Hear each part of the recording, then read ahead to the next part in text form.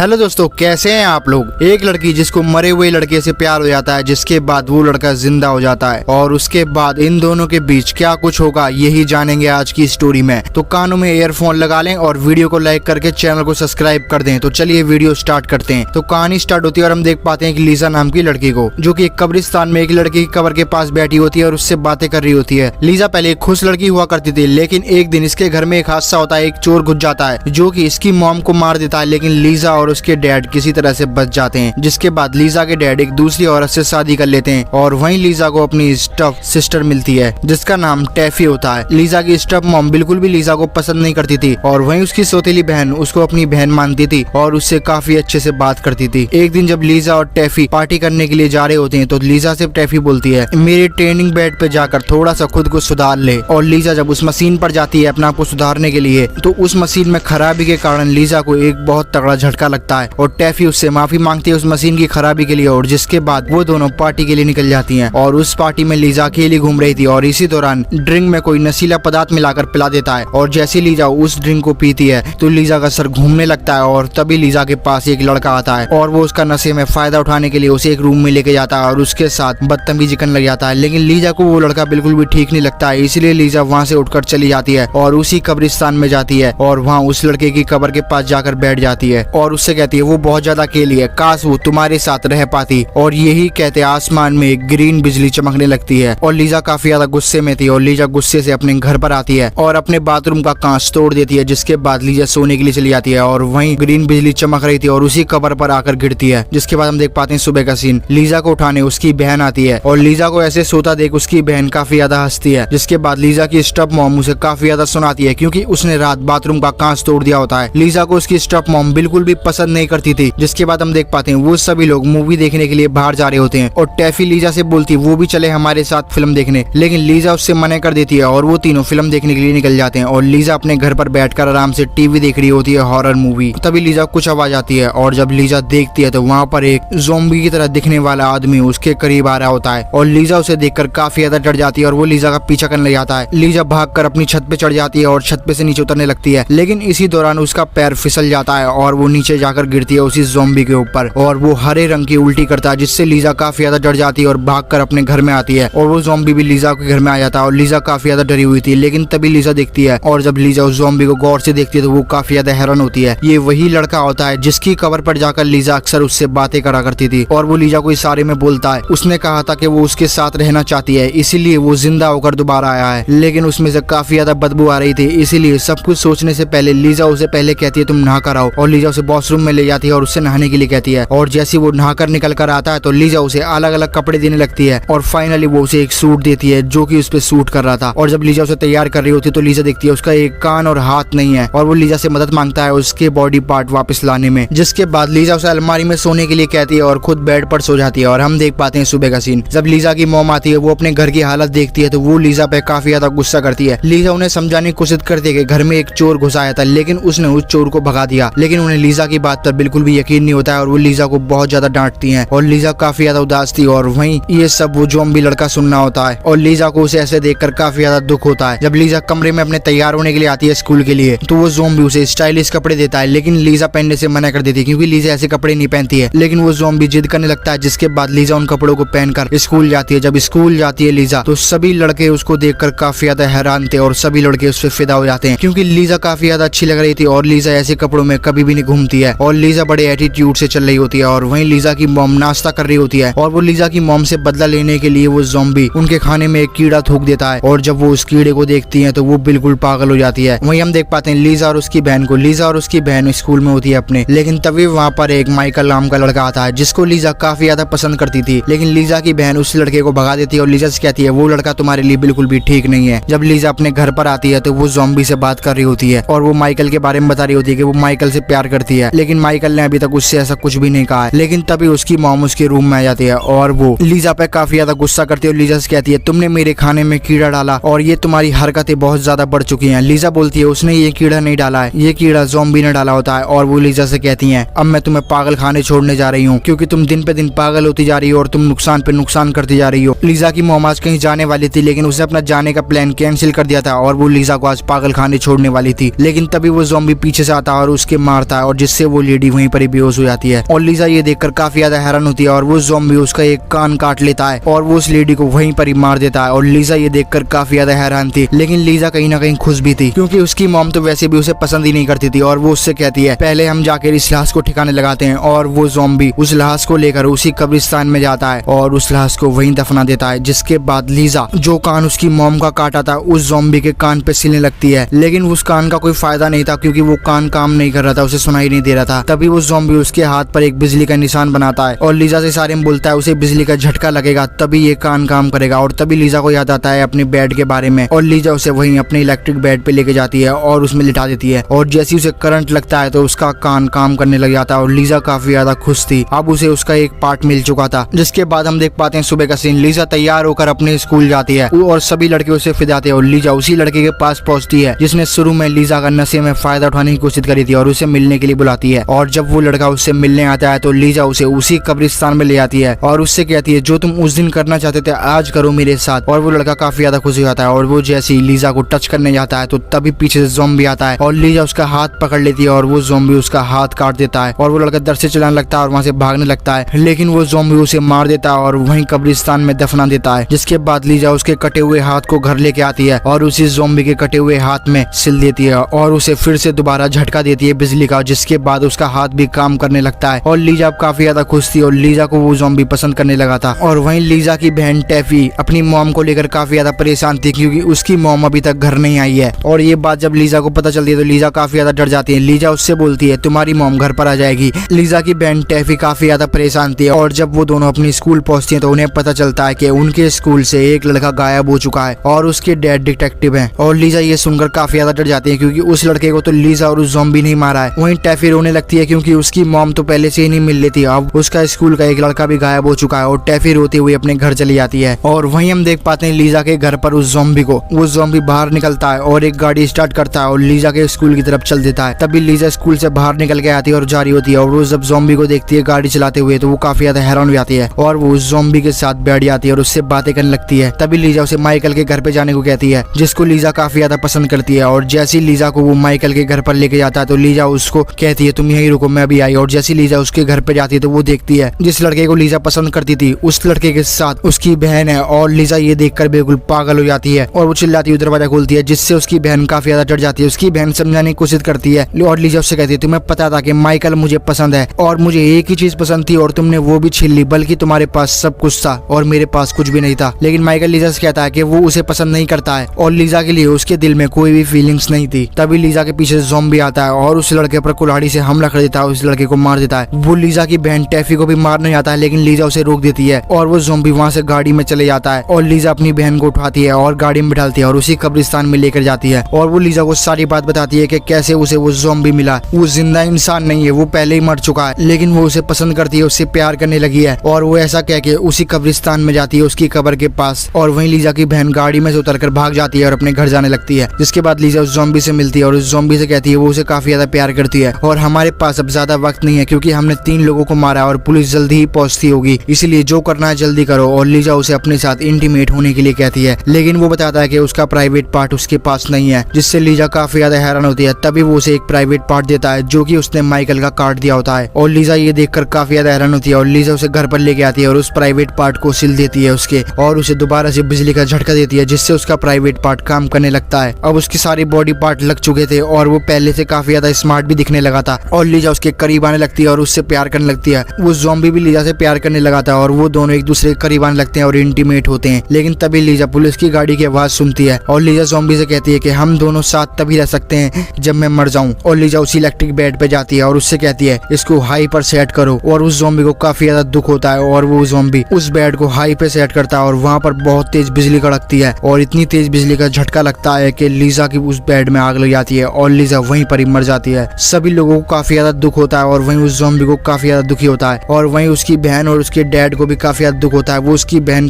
की कब्र पे जब जाते हैं उसका फूल रखने के लिए तो वो काफी ज्यादा उदास होते हैं। और वहीं हम देख पाते हैं उस ज़ॉम्बी लड़के को, लीजा को। लीजा मर चुकी है लेकिन उसकी आंखें नहीं है और वो काफी ज्यादा जख्मी है। लीजा के साथ भी बिल्कुल वैसे ही हुआ होता है जैसे इस ज़ॉम्बी लड़के के साथ हुआ होता है, मर के जिंदा होना। अब ये दोनों ही मरे हुए थे और एक दूसरे से प्यार कर रहे थे और इसी लव स्टोरी के साथ ये मूवी यहीं खत्म हो जाती है। तो कैसी लगी मूवी कमेंट करके बताना। ना भूलें। वीडियो पसंद आई हो तो वीडियो को लाइक करके चैनल को सब्सक्राइब कर दें। और इस मूवी का नाम बता दूं मैं आपको, लीजा फ्रैंकेनस्टीन मूवी एक्सप्लेन्ड इन हिंदी।